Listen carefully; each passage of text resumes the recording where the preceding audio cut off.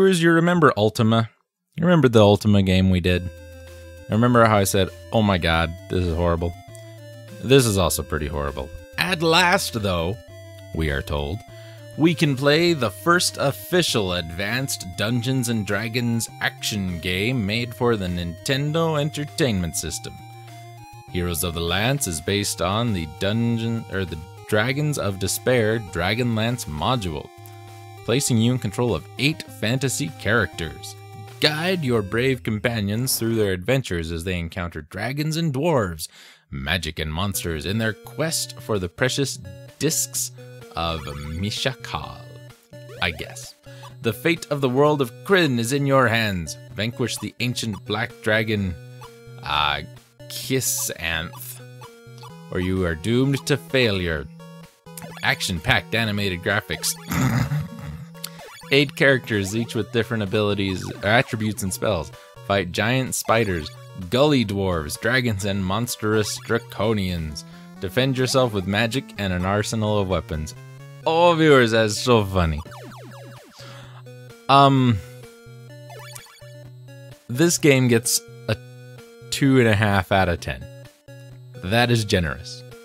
Advanced Dungeons & Dragons, Heroes of the Lance, 1991. 1991. From US Gold and Pony Canyon, whose name we have heard several times. This... oh god. This was released for the Amiga, for the Amstrad CPC, for the Atari ST, for the Commodore 64. It was on DOS, it was on the MSX, on the NES, on the Sega Master System, and on the ZX Spectrum.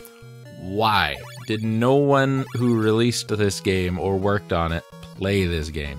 The coolest thing about this game is the box art. How often do you hear me say that? The game is based on the first of the Dragonlance campaign mods for Dungeons & Dragons, obviously, and the first Dragonlance novel, which is Dragons of Autumn Twilight. Focuses on the journey of 8 heroes through the ruined city of Zaxaroth, where they must face blah, blah, blah. We have our 8 heroes. Gold Moon, she's a princess. Strum Brightblade, who is a knight. Caramon Majeri, I guess. He's not so bright, apparently. Raistlin, he's Caramon's brother. Tanis Half-Elf, Tasselhoff Burfoot, Riverwind, and Flint Fireforge. Viewers, this is probably one of the most horrible games I have ever played. I have played other games where I have not had any clue what's going on. I had a clue what was going on in this game and could still not get it to work. They like to call this a side-scrolling action game. It does side-scroll. That's as far as I'm willing to go. Excuse me. Oh boy. Here's the funny thing. The independent fantasy role-playing magazine got a pre-production copy of this, and they said, it would undoubtedly go straight to the top of the computer games charts and stay there for several months. It's that good. They specifically praised its graphics and audio, calling the latter excellent. Computer Gaming World gave the game a similarly positive review. While the DOS version was the run reviewed in magazines mentioned above, the NES version is often cited as one of the poorer titles available for the console. Specifically, Electronic Gaming Monthly listed it as the 2nd worst NES game and the 11th worst video game. I've been looking for this article to see what the first one is, and I haven't found it yet. Levi Buchanan, in a classic Dungeons & Dragons retrospective for IGN, wrote that if you don't plan well, you can lose a lot of heroes in a very short period of time. This offered a slight strategy angle, but